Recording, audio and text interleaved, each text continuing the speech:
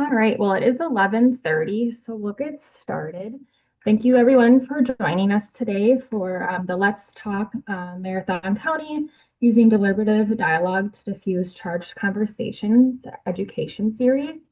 We have some people from WIPS today that will be presenting. We have, excuse me, Eric. He is the founding director of WIPS, who works with the university and community partners to identify and address key policy issues using community-based solutions. He is a frequent public speaker on issues of public policy, citizen dialogue, democratic placemaking, and community problem solving. We also have Sharon. Sharon is a senior public policy fellow and director of WIPS Research Partners at the University of Wisconsin's Wisconsin Institute for Public Policy and Service. She leads research projects across a wide range of public policy areas, including health, education, economic development, and criminal justice. So I will let them introduce themselves a little further, and we will have some time at the end of this for questions. So without further ado, I'll hand it over to our presenters. Okay, thanks, Christina. This is Eric Giordano. I think that was a great intro, so I'm not going to say much more about myself. Sharon, would you like to say anything else? No, I think Christina covered everything. Thank you. Okay, thanks. So today's present, by the way, it's really good to see some of you and at least see some very names of some people that are friends and acquaintances, and great to have you on board. This slide is just to talk about what we're going to be talking about. So we're going to talk a little bit about the Let's Talk Marathon County project, including background and motivations, some of the principles of public deliberation, which was the process we were using, and then the Let's Talk panel and process. Sharon's going to spend a lot of time going over the specific series of dialogues that we did around immigration. And then we'll have some very brief conversation about next steps and hopefully leave enough time for questions. So WIPS, Wisconsin Institute for Public Policy and Service, is a unit of the Universities of Wisconsin, founded in 2007 here in the Wausau area, on the campus formerly known as the UW Marathon County campus. I wanted to point out, because you might have seen some of the logos, yes, we're a unit of the Universities of Wisconsin, but within our unit, we also have, within WIPS, we have another organization now that's called the Wisconsin Institute for Citizenship and Civil Dialogue. And so if you're wondering, well, why, do you have the logo there? It's because we kind of did this project under the auspices of that new subunit. You don't need to remember any of this. So, we do scholarship, we do civic outreach, and student service.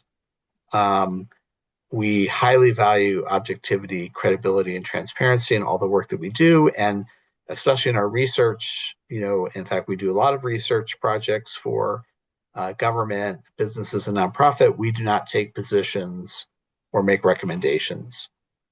So Sharon, you can keep going. Okay, so origins. What was the catalyst? What was the origin of this project? Going back several years to the Community for All situation, and I'm not going to spend any time reviewing that. These are just a couple of quotes that kind of represent a little bit about the different viewpoints that were in dispute or under a lot of scrutiny. But I remember at that time doing a lot of hand-wringing within my own organization. I don't know about you all, about okay, what can we do? What can we do to help resolve some of the concerns that we see in our community? How do we, make the community more welcoming? And obviously Mosaic, really came to life out of, some of the issues that were going on back then in our county. And we had done a study, finally. That was the one thing we said, okay, we want to do a study to see how people really feel about issues. But, I wished, and I think many in our staff wished, we had been able to do more. And so that sort of led to some thinking about this project that we're going to discuss. So Sharon, if you can. And it just so happened there was a grant that we saw, a national grant that was being put out there by a group known as the New Pluralists. And you can look them up at newpluralist.org. Basically, it was a series of, or a collaboration of large granting organizations, nationally known organizations like the Rockefeller Foundation and many others. And they really took a deliberate, nonpartisan approach. So, for example, there's money from the Koch Foundation and some on the conservative side and also on the quote unquote liberal side. And they had a process, and we applied for a grant. They had 800 applicants nationally. There were 32 awards, and we were awarded one of those grants. So that's what really allowed us to kind of move forward with an idea that we had brewing for quite some time. Sharon, if you go to the next slide. The idea was this. I'll just be honest, and this may be a terrible analogy, but I remember as a kid, one of my favorite books I loved to have read to me was something called Sam the Minuteman. And it was a story of fictitious story about the situation with the British back in 1775, and the British were coming, warned by Paul Revere, and the Minutemen would go grab their rifles or whatever, and they met to stop the British. And I wondered, could we have a citizen or a resident version of Sam the Minuteman to address the evils in our society, which aren't the British, but are things like polarization, strong, emotionally led disputes, situations like we face with the Community for All, and how could we be more preventive of those kind of situations? So we decided to write a grant around the idea of doing deliberation. A series of public deliberations on controversial topics.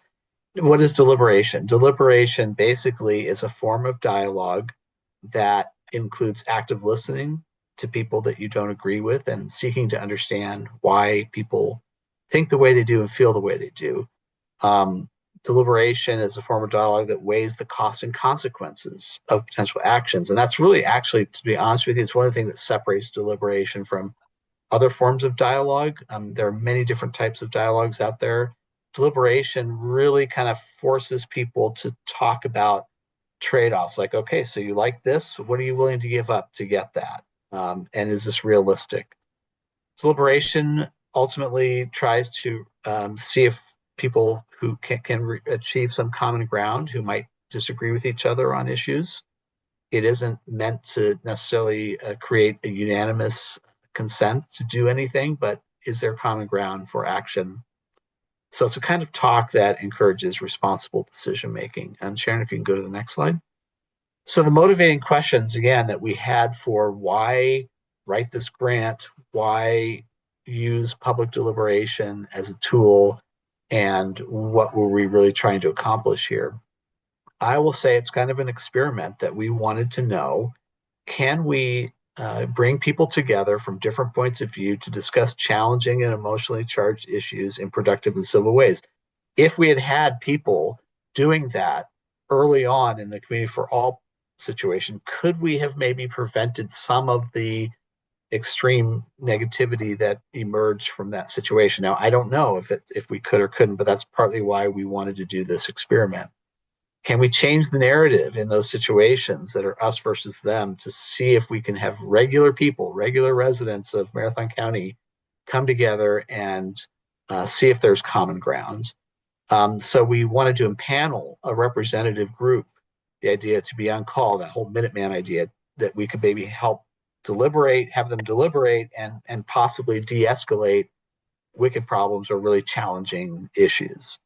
And then ultimately, and this is where we kind of are in the project, is will community leaders see a role for this type of dialogue and use this structure or something like this as a resource? Thank you, Eric. We're going to shift gears a little bit and talk about sort of what were the nuts and bolts of how Let's Talk Marathon County worked over the last 2 years. And then I will use the topic of how do we manage immigration to kind of illustrate what the dialogues looked like.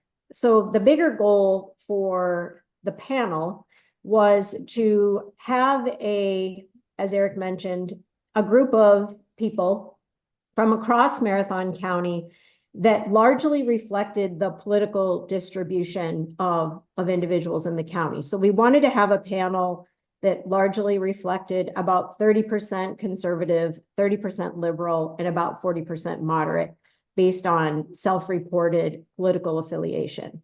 And this started in 2023 with a broad sort of social media, print advertising, radio PSA campaign to identify individuals who might be interested in serving on the panel. And we wanted to ensure that we included both urban and rural perspectives, that we didn't want, you know, a group of 100 people specifically from the city of Wausau. We wanted to make sure that we included, you know, those voices, you know, in other areas of the county that might represent a rural perspective.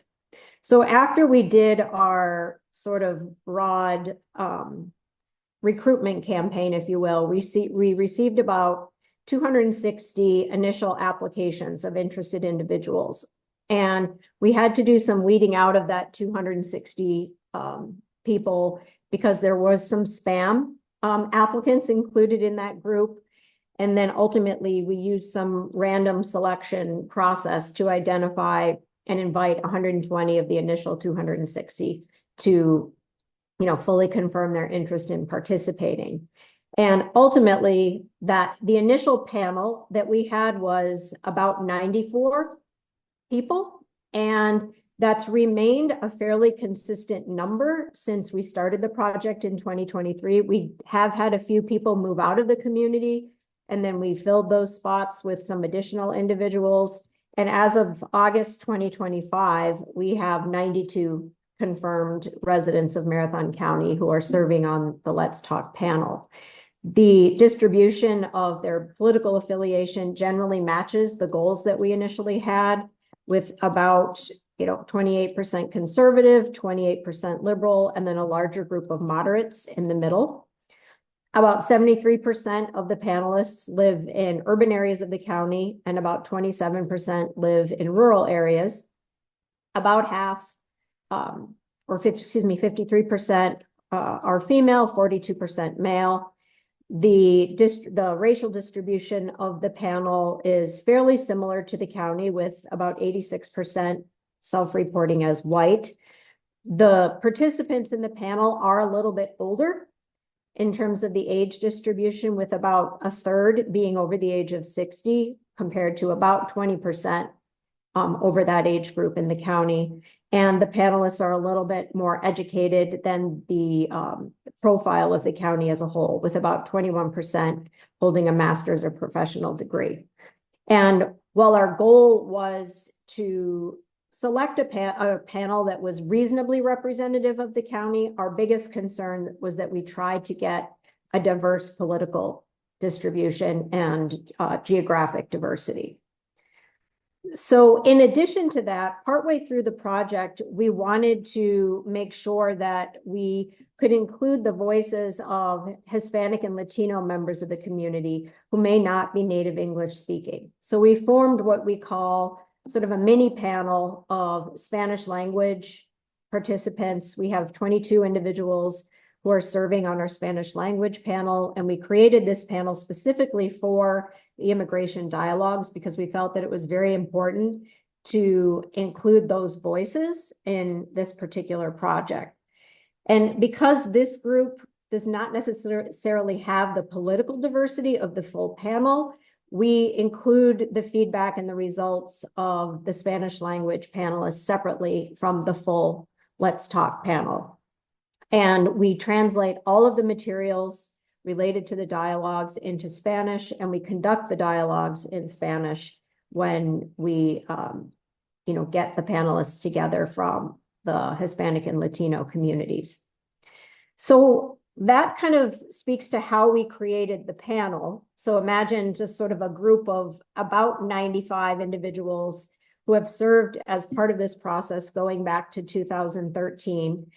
The next thing we wanted to do when we started the project was figure out, well, what topics do we want to focus on in Let's Talk? What are the things that we want to get people together to talk about? What are some of the key issues?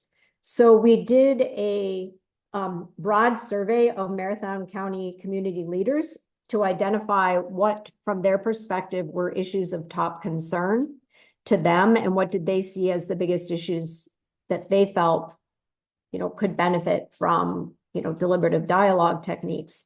And the top 3 issues that emerged from that process were youth mental health, homelessness, and childcare. And throughout the course of the project, we also identified emerging issues related to immigration, which obviously has been front and center in the news and in our community, at least, dating back to before the presidential election. We also focused on the topic of voting in elections and firearms and preventing gun deaths. So these were the 6 areas that we focused on as part of Let's Talk Marathon County. But this deliberative dialogue methodology or technique, if you will, can be used really to focus on any particular topic that a community or an organization or a business may be struggling with in terms of trying to have some of those difficult conversations. So for each of the topics that we focused on, we held 6 to 8 deliberative dialogue sessions per issue. So for example, we just completed a series of dialogues on the topic of gun safety and firearms. And on that topic, we held 7 individual dialogue sessions. These are held predominantly in person, but we do also offer virtual sessions via Zoom for those, who might prefer that option. And we include locations throughout Marathon County, both in the city of Wausau for itself, but also we have held dialogues in Mosinee, in Marathon, at Willow Springs Garden, places that would be more convenient for individuals living in rural areas. Shut up. Hello? Okay. So for each individual dialogue session, our aim is to generally have about 10 participants in each dialogue. Sometimes that number varies, from, 6 to 7, 8 to 10. But within each dialogue, we use a very deliberate process of allowing participants from different political affiliations to register for each individual session so that we can ensure that we have conservative, liberal, and moderate voices represented in any given dialogue. So when, we talk about how these groups come together, we really wanted to make sure that we didn't have only conservatives meeting in one group and only liberals meeting in a different group. The whole point of the deliberative dialogue process was to get people from different backgrounds and different political affiliations together to talk about these projects or topics. And we were able to achieve that throughout the course of the project. And I also think it's important to note that the groups that we assembled for any given topic were not the same from issue to issue. So a group of 10 who might get together to talk about childcare, for example, was not necessarily the same group of 10 people who talked about immigration, and was different from the group that got together to talk about youth mental health.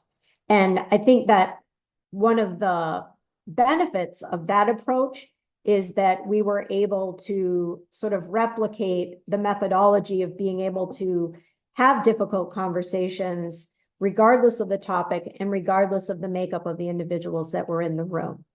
So we were able to sort of prove our hypothesis, if you will, that groups of citizens are able to get together and have difficult conversations about different topics. So this table just kind of gives you a big overview of kind of the topics that we talked about, when we talked about them, and the number of dialogues that we held. So in total, over the last 2 years, we've had 48 separate deliberative dialogue discussions across the 6 issues that I mentioned. And of those 3 topics, we held Spanish language sessions on the topics of immigration, childcare, and gun safety. So that's how we get to 48.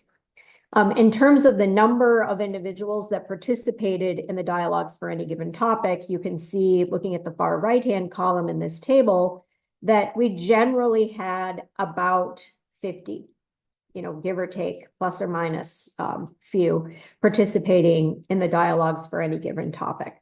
So we really had a lot of conversations over what I think in the scheme of things is a very short period of time. And, we're able to successfully get these groups of individuals together. So how a dialogue is conducted is that we have two trained moderators that facilitate and lead what is about a 90-minute session. And at the end of this process, I think I counted it up the other day, we ended up with about a team, if you will, of 25 different individuals who were trained to either moderate or observe the deliberative dialogue processes. So we have this very extensive resource available in our community of people who have the skills to facilitate deliberative dialogue conversations going forward and know how to have these kind of discussions and also be able to take the information that's provided and synthesize it in a way that can provide some key takeaways from what the discussions were. At the center of the deliberative dialogue format is an issue guide. And the issue guide provides a number of different things that help ground the discussion, if you will. First and foremost, around some background and statistics related to the issue. So all of the participants in any given dialogue are provided with an issue guide that kind of lays out, this is the problem, and here's some data that helps illustrate the nature of the problem, either at a community level or, depending on the topic, a state or a national level. And so then in the issue guide, it lays out 3 potential approaches to addressing the particular topic that was being discussed. And within those approaches, there are 4 to 5 specific action items that the dialogue participants will work through.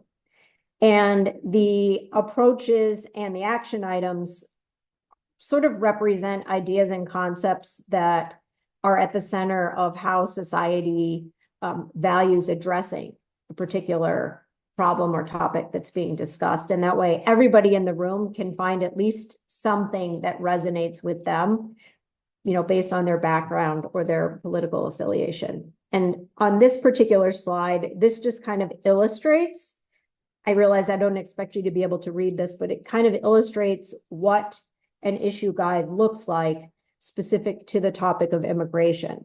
So you can see on the far left is the sort of background and framework, and then we provide some data and statistics, and then we sort of lay out a potential approach, and within that approach, specific actions that are kind of under that bigger umbrella.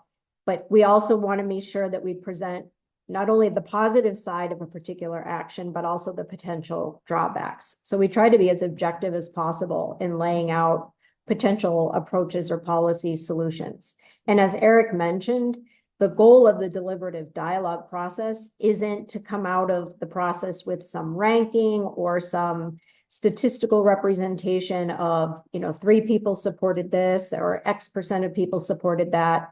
It's really to identify just the overall tone, if you will, of the level of support or opposition to a particular approach or particular action item.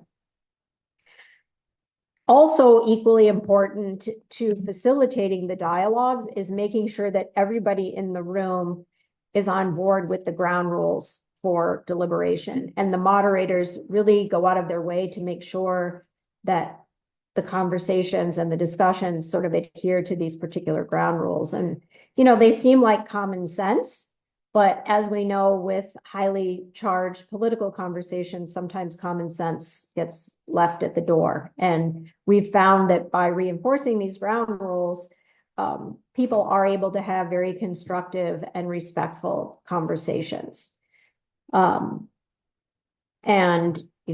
This has been borne out in looking at some of the post-dialogue survey data that I'll show you in a moment, that, that's something that we incorporate into the dialogue process. Is after every dialogue, we ask participants about things like if they felt respected, did they learn something, did they feel like their views were listened to, things like that. The last thing I'll talk about with respect to sort of logistical things about conducting the dialogues is that the panelists each received $100 for their participation in a dialogue. Obviously, this is, a significant commitment of their time, up to 2.5 hours, including travel time. And so we felt that it was reasonable to provide, some monetary compensation to the participants. And we requested that each panelist commit to participating in approximately 4 of the 6 dialogues. And the moderators, as I mentioned, we have about 25 moderators and observers now trained in the deliberative dialogue methodology. They each participated in a 2-day training. So that kind of lays out the nuts and bolts of the overall Let's Talk process. Now I'm going to shift specifically to the dialogues that we conducted on the topic of how do we manage immigration in our country. And these were dialogues that we conducted right about this time last summer. They were conducted in July and August of 2024. We did a total of 8 dialogues on the topic of immigration. 6 were held in person and 2 were conducted via Zoom. And 53 of the 92 Let's Talk panelists participated in the immigration dialogues. And as I mentioned earlier, we held 2 additional Spanish language dialogues with 17 of the 22 Hispanic and Latino panelists. And obviously, a lot has changed since July and August with respect to immigration policy with the new administration and just sort of changes in how different policies have been implemented. But I think the key takeaway was just, despite those changes, these 53 panelists were able to get together and come together and talk about these issues in a very respectful way. You can see here on this particular slide, just sort of what was the distribution of the political affiliation of the individuals that participated in the immigration deliberative dialogues. And you can see by looking at those 2 circled areas of the table at the bottom of the slide, the one on the circled area on the left just shows what the distribution of the political affiliation of the panelists were at that time that we did the immigration dialogue. So we had about 29% liberal, 42% moderate, 28% conservative.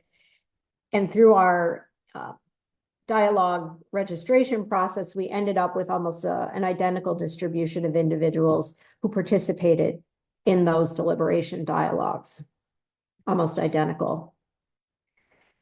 So the immigration issue guide itself included, in addition to the background data and statistics and the ground rules, we had a glossary of terms to help ground the discussion in some common language. There's a lot of debate and agreement about what is the appropriate term to refer to, somebody who may be in the country illegally or on a migrant visa. The terms illegal immigrant, illegal alien get thrown around, and we decided to use the term unauthorized immigrant throughout the dialogues as the basis for referring to individuals who may be in the country without legal status. And we found that using that terminology consistently and setting that expectation up front, allowed the participants to sort of talk to each other in a more neutral, common language way. And sort of anecdotally, and talking to some of the moderators who participated in these discussions, the participants themselves, regardless of any terminology that they might use on their own, were very respectful to adhere to the use of that particular term. So when facilitating the topics, there were basically 3 overall approaches that the participants focused on when working through sort of how do we manage immigration in our country. So the first approach was, let's welcome immigrants and be a beacon of freedom, sort of become welcome individuals from all over the world, consistent with, immigration policies of the past. The second approach that participants discussed was enforce immigration laws and be fair to those who follow the rules. And a third approach that individuals discussed was let's slow down immigration and focus on common bonds. So remember the key issue that these dialogues were focusing on was how should we manage immigration in our country? And those three approaches are three different ways to addressing the policy question of how do we manage immigration in our country. So within each of those three approaches, there were 5 specific action items that participants worked through. And I'll just give you an example here. This just shows you for approach 3, slow down immigration and focus on common bonds. So taking a much more narrow and specific approach to managing who is coming into the country under immigration programs. So the action items that the individuals in the dialogues talked through are listed on the left-hand side of the slide. For example, immigration policies should reduce the number of authorized immigrants admitted to the U.S. each year. Preference should be given to those who already speak English. Schools should require English immersion programs, et cetera. So, very specific actions that could be taken consistent with an approach of slowing down immigration. And so the dialogue participants, with the aid of the moderators, talked through these action items and shared their views and, were able to, identify areas of common ground in some areas, and also identify areas where there was potential disagreement. And I'm going to sort of illustrate some of those, for you in a moment, but I wanted to sort of talk about, okay, how do we go about analyzing and evaluating the content of the dialogues and how the participants process the dialogues from their perspective. So the first thing I want to focus on is post-dialogue survey. So after each dialogue is completed, the participants are given a QR code to scan, and then they fill out a quick 20-question survey about the dialogue process.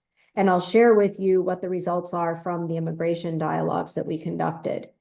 So what we learned from that process is that participants strongly supported a multifaceted approach to immigration, and that despite the considerable political diversity of the participants, there were some key areas of common ground.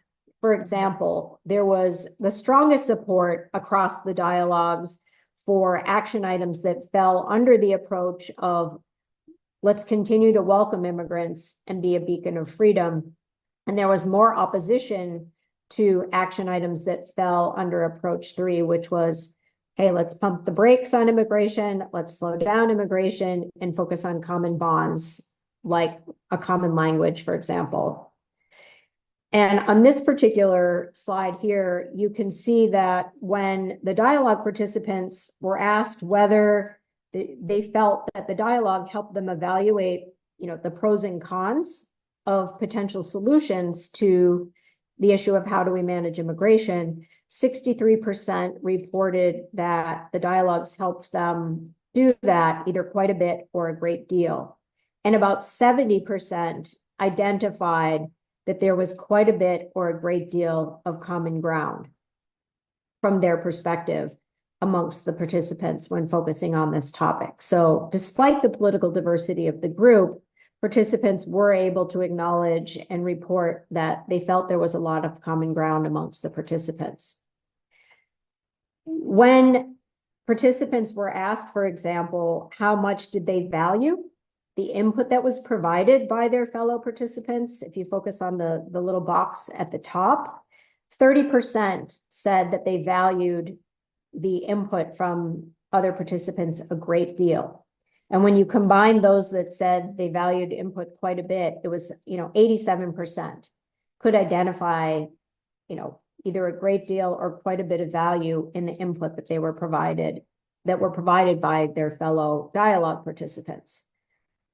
64% reported that participants with differing views acted very respectfully towards one another. And, again, this was despite having a lot of political diversity amongst the groups. Looking at this particular slide, this is, I think, probably one of the most important pieces of data that, if you will, that we were able to capture from the Let's Talk post-dialogue surveys, which was how confident are you that your community can engage in civil conversations about the issue that you discussed. 88% of the dialogue participants said that they were more confident or much more confident than they were before the dialogue that their fellow community members could have a civil conversation about the topic of immigration.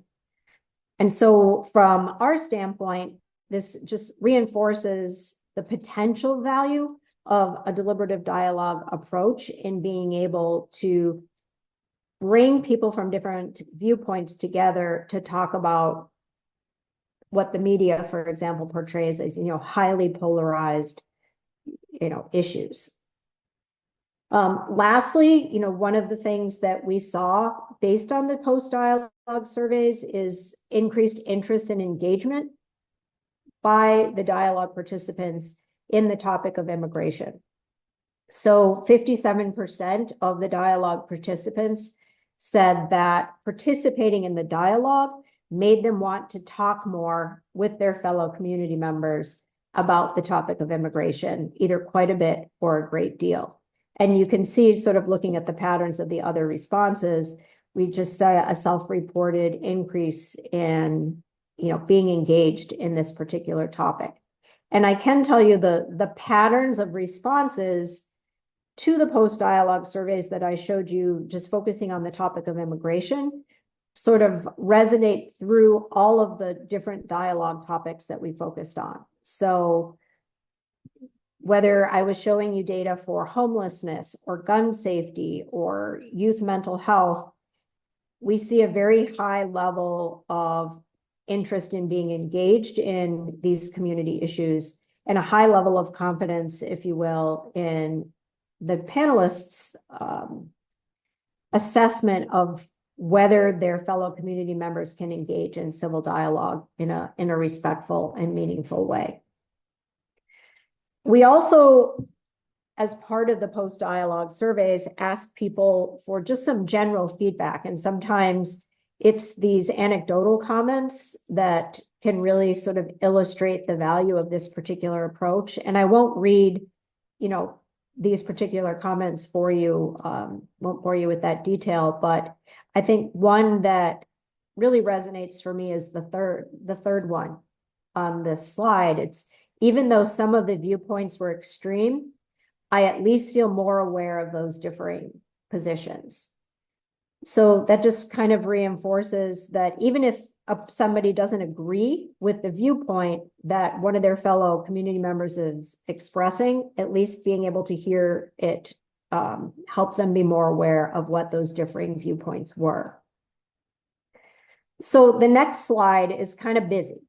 But this gives you sort of an overall view of participants' views about the actions that they discussed surrounding the different immigration approaches across all of the 8 different dialogues that we conducted. So you may recall that I had said earlier that we saw the highest level of support for the action items that were sort of clustered under that area of welcome immigrants and be a beacon of freedom. So if you kind of look at the top third of this particular slide, you can see a lot of green cells highlighted. And that just indicated that in that given dialogue for that given action item, dialogue participants generally expressed, common ground in that they supported that particular action item as being relevant to welcoming immigrants and being a beacon of freedom. The cells that you see that are highlighted in red represent common ground in opposition to a particular action item. So you can see, for example, the dialogue participants in group 1, for example, really strongly opposed almost all of the action items that fell under approach 2, and also most of the ones that were under approach 3. And we use this kind of a characterization approach just to get a high level view of, okay, what kind of things did the group support and what kind of things did they oppose, and where was there a lot of mixed viewpoints? They could see things that they liked in favor of a particular action item, or things that they really, maybe didn't agree with and opposed. And so another way to sort of take this particular slide and make it more user-friendly to kind of see, okay, what did you learn about immigration and the views of participants in the dialogue process from Marathon County? Sort of this slide just kind of summarizes sort of the key themes that we learned from this process about levels of support for different action items. For example, there was consistent, strong support across the dialogues for policies that would provide legal residency and the ability to apply for citizenship to Dreamers. So these would have been individuals who were brought here as children, and they might not have legal status or citizenship. The participants in the dialogue generally supported providing some legal path to citizenship or legal residency for Dreamers.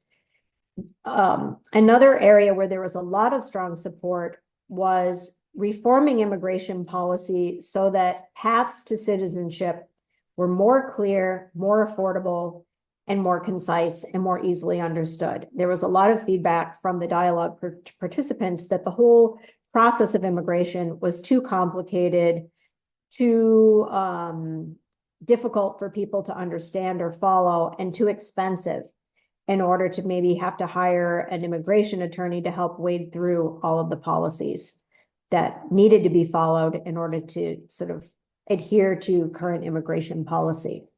The third area of support was for allowing Wisconsin residents to get a driver's license regardless of their immigration status. Participants felt that allowing residents to get a license would help make the roads, safer overall. You could see, and I won't go through each of these individually, but there was generally opposition to policies that related to identifying and deporting those who entered illegally and requiring them to reapply, opposition to cutting off federal funding to sanctuary cities, family separation policies, or things that, for example, gave preference to those who already spoke English. So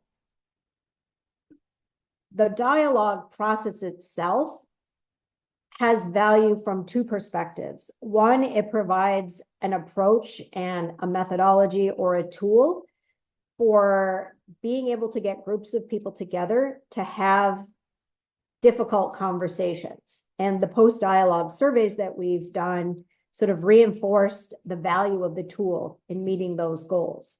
A second goal of the Let's Talk dialogue process is that it allows for the identification, a qualitative identification, if you will, of how individuals in a community think about a particular topic. And it allows you to get a different level of insight about how participants feel that just conducting a community survey, for example, you wouldn't be able to get the underlying nuances of why do people support a particular policy, or why do they oppose a particular policy? Where can individuals from across the political perspective find common ground? So there's the process of dialogues providing value, but there's also the content of the dialogues that can provide value. And while our focus was primarily on the process, We also thought it was important to be able to communicate with government officials, policymakers, nonprofit organizations working on these particular topics like immigration or homelessness or youth mental health, insights from the people that we talk to about their views on these particular issues. Hold on one second.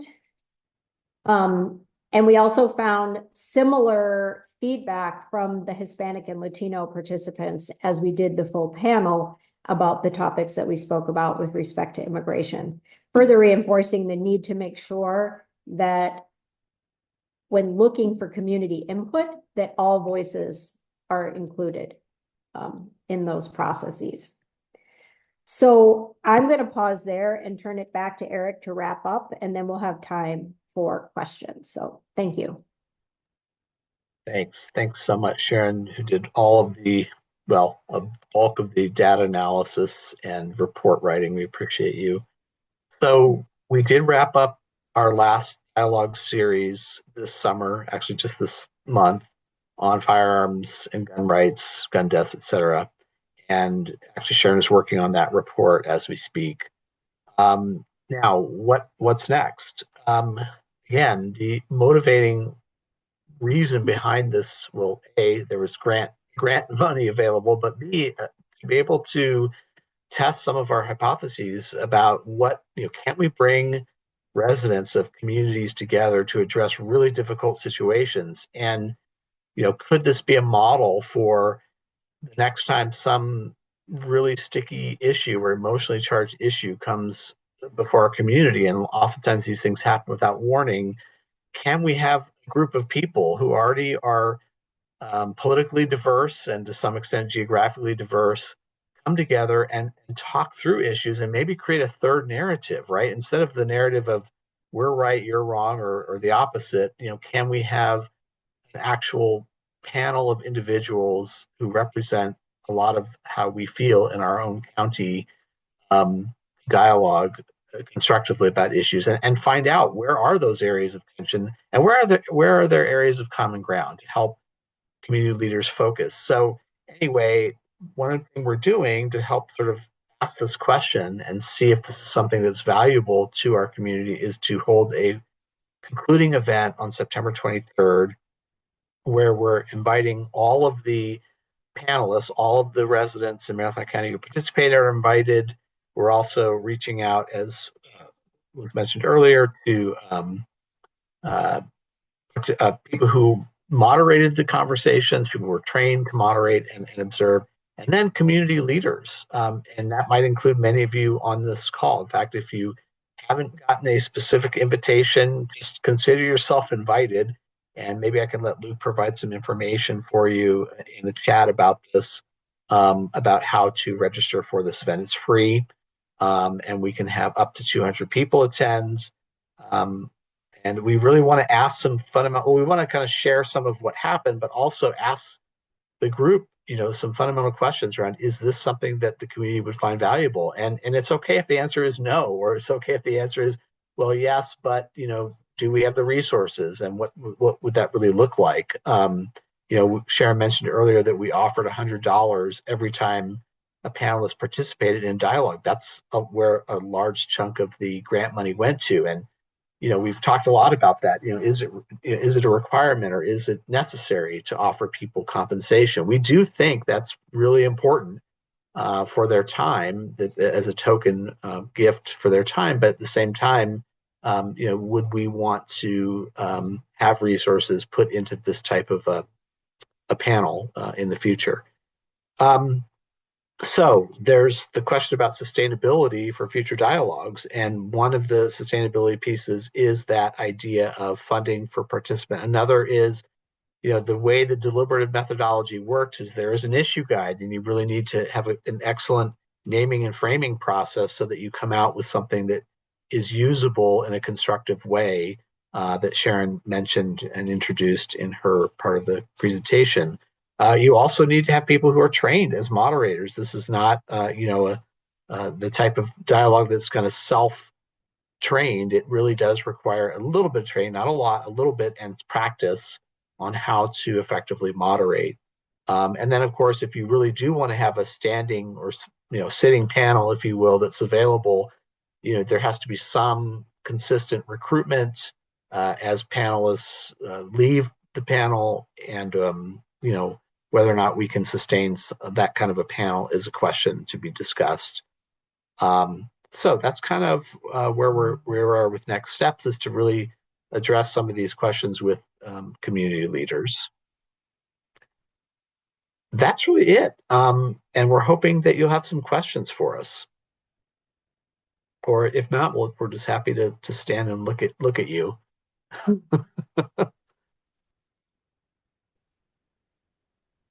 Eric, can you put that last slide back up, please? Thank you.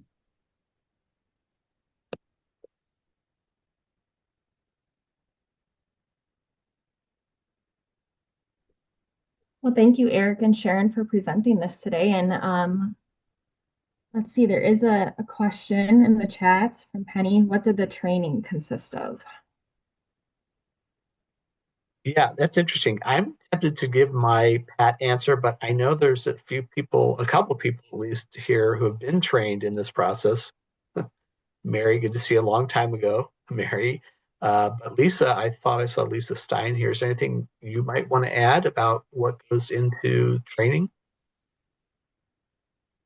Yeah, Yeah, go ahead. thanks, Eric. Yeah, I was a panelist. I came on as a panelist because I have a mental health and educator background. And then I became a moderator.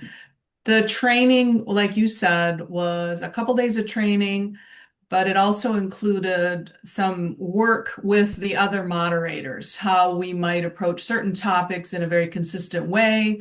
We talked about that amongst ourselves when we were moderating and when we could plan to moderate. There was also a time that I thought was really helpful in which we did kind of a dry run, just like here's a topic that might cause some strong or intense emotions. And so we wanted to be really clear how we would handle that.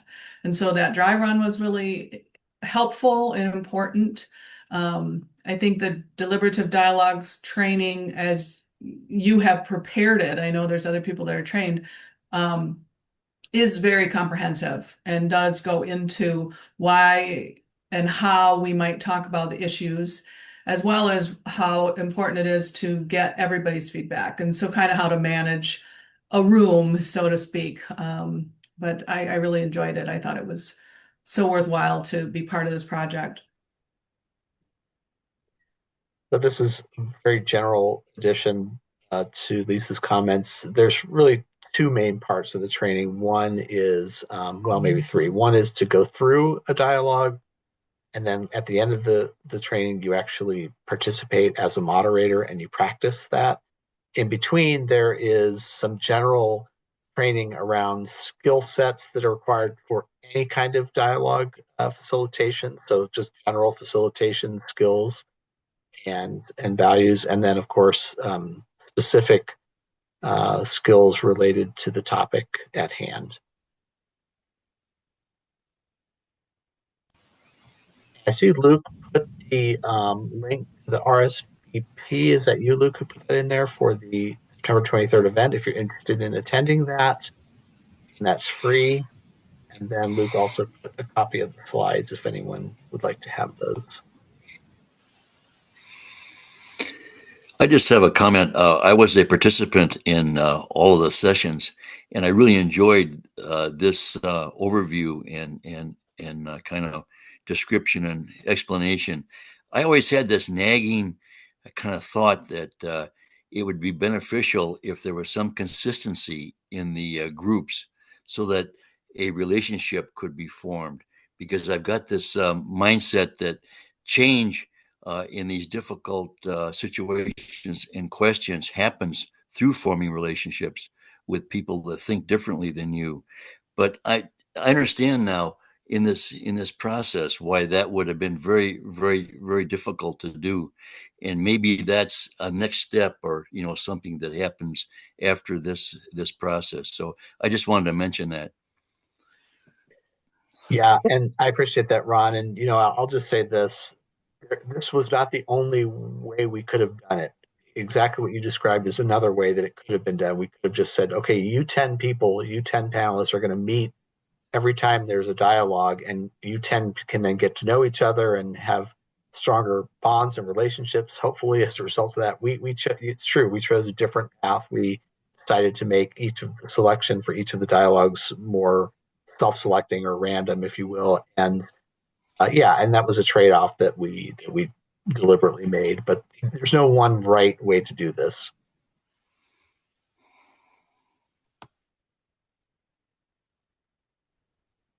All right. Well, if there are any more questions, I will have Luke put his email in the chat as well, and he can always pass them along to you guys. Thank you all for being here today. And we will have the recording available for this as well. So if anybody wants to share it, and we'll share it on our social medias, that'll be available. Well, and Luke put his email in the chat. So Christina, I want to add that if anybody wants to see the full reports that are associated with all of the different topics that we've done, they're available on our website at the link that's on this particular slide. And the firearms report will be available later this fall, but anybody can go on and download those and read those. So it's perfect. Well, thank you all again for being here. Thank you to our presenters. And yeah, I just wanted to thank you all. So thank you and have a good rest of your day.